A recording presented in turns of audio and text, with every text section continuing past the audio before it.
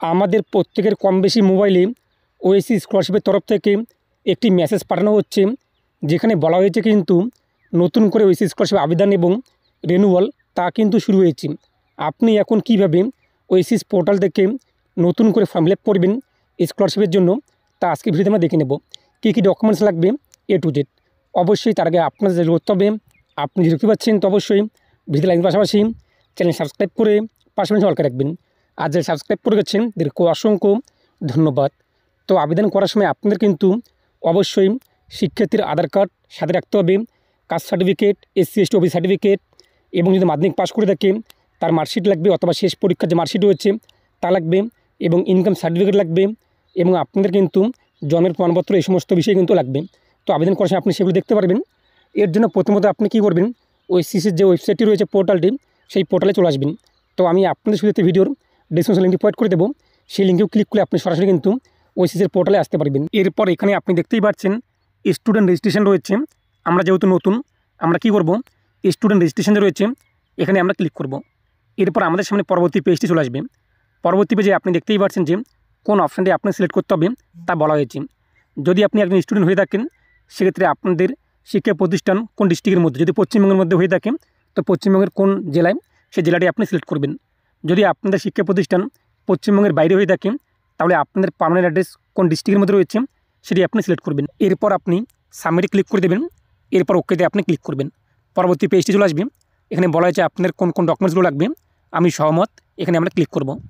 এরপর এখানে আপনি আপনার কাস্ট সার্টিফিকেট নাম্বার যে রয়েছে তা উল্লেখ করে দেবেন। এরপর কাস্ট সার্টিফিকেটটি কোন ডেটে ইস্যু করা হয়েছে সেই ডেটটি আপনি উল্লেখ করে দেবেন। এরপর ক্যাপচার কোডটি দেখতেই পাচ্ছেন যেরকম রয়েছে তা আপনি উল্লেখ করবেন। এরপর আপনি সাবমিটে ক্লিক করবেন। তো সাবমিটে ক্লিক করতে আমাদের সামনে কিন্তু পরবর্তী পেজটি চলে আসবে। পরবর্তী পেজে আপনি দেখতেই পাচ্ছেন নেম অ্যাজ পার আধার কার্ড। তো আধার কার্ডে কী নামে বানান রয়েছে তা আপনি উল্লেখ করে দেবেন। অনেক শিক্ষার্থীর কী হয়ে থাকে, আধার কার্ডের নামের বানান এবং কাস্ট সার্টিফিকেটের নামের বানান কিন্তু এক না হওয়ার দরুন তাদের আবেদন হয় না। সেটা অবশ্যই আপনার কাস্ট সার্টিফিকেট এবং নামের বানান কিন্তু আধার কার্ডের নামের বানান সেম থাকতে হবে। এরপর এখানে আপনার ডেট অফ বার্থ কী রয়েছে, আধার কার্ডে যা ডেট অফ বার্থ রয়েছে তা আপনি উল্লেখ করে দেবেন। এরপর ইন্টার আধার কার্ড নাম্বার, এখানে আপনি আধার কার্ড নাম্বার উল্লেখ করে দেবেন, সেটিকে আপনি কনফার্ম করে দেবেন। এরপর আপনি নিচে চলে আসবেন, নিচের বক্স দুটোতে আপনি টিক মার্ক দিয়ে দেবেন।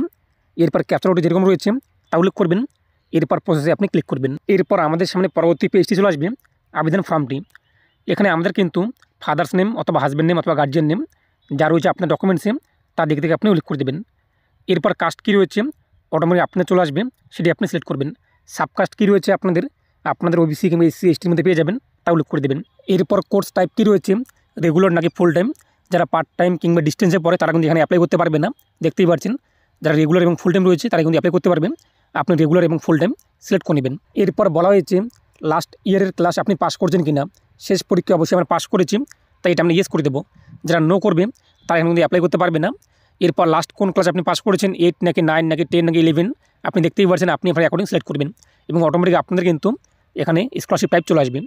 তারপর রয়েছে অ্যানুয়াল ইনকাম প্যারেন্টস অথবা গার্জিয়ান, বার্ষিক আয় কী রয়েছে আপনাদের, যে ইনকাম সার্টিফিকেট রয়েছে আপনাদের, সেই সার্টিফিকেট দেখে দেখে আপনি উল্লেখ করে দেবেন। যদি সার্টিফিকেটে মাসিক আয় থাকে সেটিকে আপনি 12 দিয়ে গুণ করে ইয়ারলি কনভার্ট করে তাও উল্লেখ করে দেবেন। এরপর আধার কার্ড নাম্বার এখানে শো হবে। এরপর স্টেট শো হবে এবং কোন ডিস্ট্রিক্টে আপনার শিক্ষা প্রতিষ্ঠান, যেহেতু আমরা প্রথমে সিলেক্ট করেছি সেই ভিত্তিতে লিস্ট চলে আসবে, সেখান থেকে আপনি সিলেক্ট করে নেবেন। ব্লক বা মিউনিসিপ্যালিটির মধ্যে রয়েছে কিনা আপনার শিক্ষা প্রতিষ্ঠান তা সিলেক্ট করবেন। এরপর কোন জায়গায় রয়েছে, স্কুলের নাম কী রয়েছে সেগুলো আপনি এখান থেকে সিলেক্ট করে নেবেন। এরপর আপনার মোবাইল নাম্বার কী রয়েছে তা উল্লেখ করে দেবেন। এক কথায় শিক্ষার্থীর যদি আপনাদের জিমেল আইডি থাকে সেটা আপনি উল্লেখ করতে পারেন। এরপর নিচে আপনি আপনার পছন্দ মতো 8টি ক্যারেক্টারের মধ্যে পাসওয়ার্ড উল্লেখ করে দেবেন। সেই পাসওয়ার্ডে আপনাদের কিন্তু নাম্বার থাকবে, ক্যাপিটাল থাকবে, স্পেশাল ক্যারেক্টার থাকবে, এগুলো আপনি এখানে উল্লেখ করে দেবেন। এরপর নিচে ক্যাপচার কোড দেখতেই পাচ্ছেন তা উল্লেখ করে দেবেন। এরপর 4টি বক্স আপনি দেখতেই পাচ্ছেন, 4টি বক্সে আপনি টিকমার্ক দিয়ে দেবেন। এরপর সাবমিটে আপনি ক্লিক করবেন। তো সাবমিটে ক্লিক করতে আপনার আবেদন কিন্তু হয়ে যাবে। এরপর আপনি একটি অ্যাকনোলেজমেন্ট স্লিপ পেয়ে যাবেন। ডাউনলোডে ক্লিক করে আপনি অ্যাকনোলেজমেন্ট স্লিপটিকে আপনাদের কাছে রেখে দেবেন এবং সেখানে আপনার কিন্তু আইডি চলে আসবে। সেই আইডি দিয়ে আপনি এই লগইনে ক্লিক করে আপনি আইডি বসিয়ে দেবেন, যে পাসওয়ার্ড রেখেছিলেন তা উল্লেখ করে দেবেন। এরপর ক্যাপচারটি বসিয়ে দেবেন, তারপর লগইনে আপনি করে নেবেন। তো লগইন করতে আমাদের সামনে কিন্তু আবেদনের যে ড্যাশবোর্ড রয়েছে তা চলে আসবে। এরপর বাঁদিকে আপনি ক্লিক করবেন মেনু বারে, এখানে রয়েছে কিন্তু স্টেপ 1। তো স্টেপ 1-এ আমরা ক্লিক করব। স্টেপ 1-এ ক্লিক করতে আমাদের প্রথমত কিন্তু স্টেপ 1 কমপ্লিট করতে হবে। এখানে আপনি দেখতেই পাচ্ছেন নাম, date of birth, father's name, Aadhaar card number show হয়েছে। নিচে আপনি চলে আসবেন, যেগুলো আমাদের ফাঁকা রয়েছে কিন্তু মাদার্স নেম, এখানে মাদার্স নেম উল্লেখ করে দেবেন। এরপর শিক্ষার্থী বিবাহিত নাকি অবিবাহিত, ম্যারিটাল স্ট্যাটাস কী রয়েছে, ম্যারিড নাকি আনম্যারিড, তা আপনি সিলেক্ট করবেন। এরপর সেই শিক্ষার্থী ফিজিক্যাল হ্যান্ডিক্যাপ কিনা হলে আপনি সেটি সিলেক্ট করবেন, না হলে আপনি নো করে দেবেন। এরপর ন্যাশনালিটি কী রয়েছে, ইন্ডিয়ান চলে আসবে, এবং রিলিজিয়ান কী রয়েছে, ধর্ম, তা সিলেক্ট করে নেবেন। এরপর বলা হয়েছে কিন্তু সেই শিক্ষার্থী আগে কোনো স্কলারশিপ পেয়েছে কিনা, পেলে ইয়েস করবেন এবং কত টাকা পেয়েছে তা উল্লেখ করে দেবেন, না পেলে আপনি নো করে দেবেন। এবং আপনি অন্য কোনো স্কলারশিপ অ্যাপ্লাই করছেন কিনা, করলে আপনি ইয়েস করবেন, নাহলে আপনি নো করে দেবেন। এখন আপনার এখানে কিন্তু ইনকাম সার্টিফিকেট আপলোড করতে হবে। যে ই ডিস্ট্রিক্ট পোর্টাল রয়েছে, ই ডিস্ট্রিক্ট পোর্টাল থেকে আপনাদের কিন্তু এরকম একটা ইনকাম সার্টিফিকেট অ্যাপ্লাই করতে হবে, এবং সেটি আপনি ই ডিস্ট্রিক্ট পোর্টাল থেকে ডাউনলোড করতে পারবেন। এ নিয়ে আমাদের ভিডিও রয়েছে, আপনি ভিডিও শেষে পেয়ে যাবেন সেই ভিডিওটি, সেটি দেখে নিয়ে আপনি অনলাইনে ই ডিস্ট্রিক্ট পোর্টাল থেকে নতুন নিয়মে কিন্তু ইনকাম সার্টিফিকেট অ্যাপ্লাই করতে পারবেন। সেটিকে আপনি এখানে 512 কেবির মধ্যে জিপিজি ফরম্যাটে আপলোড করে দেবেন। যদি শিক্ষার্থী হোস্টেল থেকে পড়াশোনা করে থাকেন, তাহলে আপনি এটা ইয়েস করবেন এবং হোস্টেলের নাম, কবে জয়েন হয়েছে তা উল্লেখ করবেন, নাহলে আপনি ফাঁকা রাখবেন। এরপর নিচে রয়েছে কিন্তু সাপোর্টার ডিটেলস, শিক্ষার্থীকে পড়াশোনা করার জন্য কী সাপোর্ট করছে এবং তার সঙ্গে সম্পর্ক কী রয়েছে, তার নাম কী রয়েছে, অ্যাড্রেস কী রয়েছে, এবং পরিবারের মধ্যে সেই সমস্ত ব্যক্তি বাবা মা উভয় এক কথায় সই করতে পারে কিনা, সিগনেচার করতে পারে কিনা, যা হয়ে থাকে সেগুলো আপনি এখান থেকে সিলেক্ট করে নেবেন। এরপর রয়েছে কিন্তু প্রেজেন্ট অ্যাকাডেমিক ডিটেলস। তো বর্তমানে শিক্ষার্থী কোন ক্লাসে পড়ছে, কোন স্কুলে, কিছু কিছু ঘর এখানে ফিল আপ করা থাকবে, তা আপনি সিলেক্ট করে নেবেন। কোর্সের নাম কী রয়েছে, কোর্স গ্রুপ অটোমেটিক চলে আসবে। ডেট অফ জয়নিং, এক কথায় সেই ক্লাসে কবে জয়নিং করেছে, কোন ডেটে অ্যাডমিশন হয়েছে, অ্যাডমিশন রিসিপ্ট কপিতে আপনি পেয়ে যাবেন, তা উল্লেখ করে দেবেন। এবং সেই কোর্সটি কদিন পর্যন্ত চলবে সেই ডেটটি আপনি উল্লেখ করে দেবেন। 1 বছরের গ্যাপ দিতে পারেন কিংবা 11 মাসের গ্যাপ দিতে পারেন। এরপর যে এখানে যে রয়েছে কোর্স কমপ্লিট ডেট, এখানে আপনি 12 মাসের গ্যাপ কিংবা যতদিনের মধ্যে কোর্স শেষ হবে তা আপনি উল্লেখ করে দেবেন। এরপর নিচে আপনি চলে আসবেন, আপনাদের এখানে কিন্তু প্রিভিয়াস অ্যাকাডেমিক ডিটেলস উল্লেখ করতে হবে। আপনি বর্তমানে যদি 9-এ পড়ে থাকেন, তো প্রিভিয়াস অ্যাকাডেমিক ডিটেলস আপনাদের 8-এ উল্লেখ করতে হবে, 11-এ পড়লে মাধ্যমিক উল্লেখ করতে হবে, তা এখানে আপনি উল্লেখ করে দেবেন। কত পার্সেন্ট নাম্বার পেয়েছেন, গভর্নমেন্ট স্কুল থেকে নাকি প্রাইভেট স্কুল থেকে, এবং আপনাদের পার্সেন্টেজ কত রয়েছে তা আপনি এখানে উল্লেখ করে দেবেন। এবং আমরা কিন্তু উপরে একটি ঘর ফিল আপ করে নিই, দেখতেই পাচ্ছেন আমাদের অ্যাড্রেসের এখানে আপনাদের কন্ট্যাক্ট নাম্বার চলে আসবে, এবং আপনার প্রেজেন্ট অ্যাড্রেস কী রয়েছে তা উল্লেখ করে দেবেন। Village, post, district, police station, pincode, ward যা যা রয়েছে তা উল্লেখ করে দেবেন। ডিস্ট্রিক্ট কী রয়েছে, ব্লক কী রয়েছে, মিউনিসিপ্যালিটি কিংবা ওয়ার্ড কী রয়েছে আপনাদের, কিংবা আপনাদের গ্রামের নাম কী রয়েছে, আপনাদের জিপি কী রয়েছে তা আপনি এখানে উল্লেখ করে দেবেন।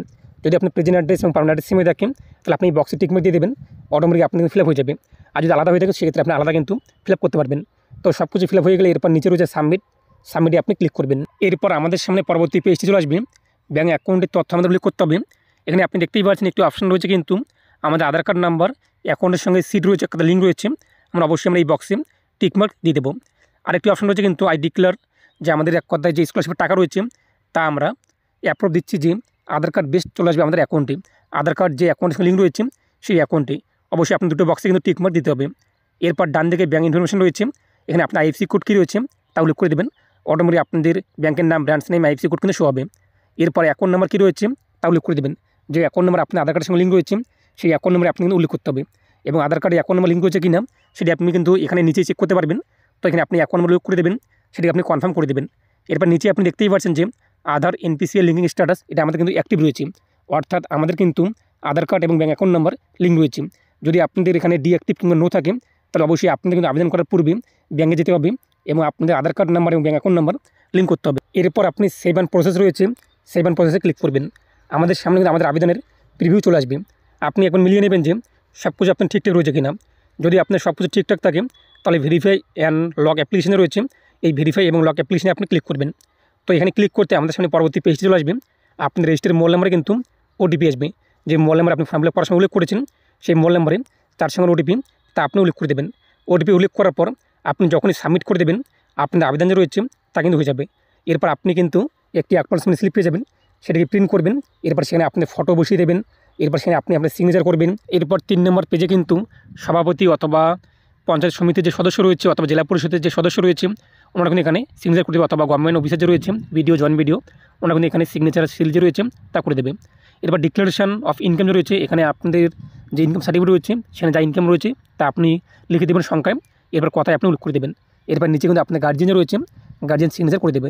এরপর এর সঙ্গে আপনার ডকুমেন্ট রয়েছে, যাবতীয় ডকুমেন্ট যা যা রয়েছে, আধার কার্ড, এরপর জাতীয়গত শংসাপত্র, এরপর আপনাদের ইনকাম সার্টিফিকেট, আপনাদের মার্কশিট এবং আপনাদের যে জন্ম সার্টিফিকেট রয়েছে, যা যা রয়েছে আপনার ডকুমেন্ট সব কিছু আপনি একসঙ্গে করার পর নিকটবর্তী শিক্ষা প্রতিষ্ঠানে আপনাদের কিন্তু আবেদন করার 15 দিনের মধ্যে জমা করতে হবে। ইতিমধ্যে আবেদন শুরু হয়েছে এবং রেনুয়াল শুরু হয়েছে, আপনি এইভাবে কিন্তু কাজগুলো করতে পারবেন। যদি এ নিয়ে আপনার কোনো রকম সমস্যা হয়ে থাকে তো অবশ্যই আপনারা আমাকে ইনস্টাগ্রামে ফলো করে মেসেজ করবেন, আমি আপনাদের সলিউশন জানিয়ে দেবো।